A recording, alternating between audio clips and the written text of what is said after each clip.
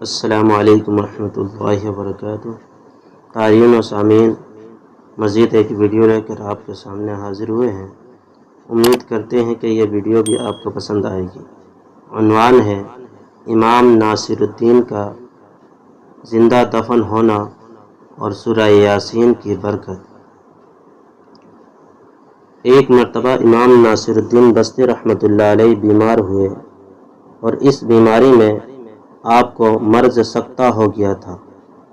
آپ کے عزیز و اقارب نے آپ کو مردہ تصور کر کے غسل کرا کے اور کفن وغیرہ پہنا کر دفن کر دیا۔ رات کے وقت آپ کو ہوش آیا اور خود کو مدفون دیکھا، سخت پریشان ہوئے۔ اس حیرت و پریشانی و اضطراب میں آپ کو یاد آیا کہ جو شخص حالت پریشانی میں 40 مرتبہ سورہ یاسین پڑھتا ہے، اللہ تعالی اس کے اضطراب کو دفع کرتا ہے اور تنگی فراخی سے بدل جاتی ہے۔ چنانچہ آپ نے سورہ یاسین پڑھنی شروع کی۔ ابھی 39 مرتبہ پڑھ چکے تھے کہ ایک کفن چور نے کفن چرانے کی نیت سے آپ کی قبر کھودی۔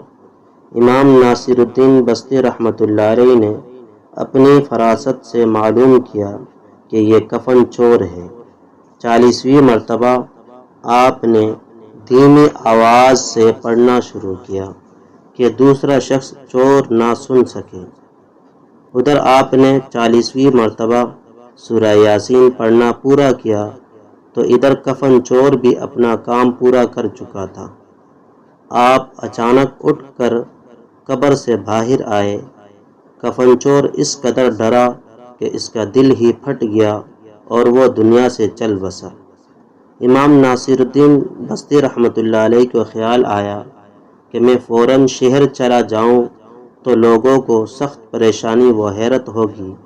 بس آپ رات کو ہی شہر میں گئے اور ہر محلے کے دروازے کے آگے پکارنے لگے کہ میں ناصر الدین بستی ہوں، تم لوگوں نے مجھے سکتہ کی حالت میں دیکھ کر غلط فہمی میں مردہ سمجھ کر دفن کر دیا تھا، میں زندہ ہوں۔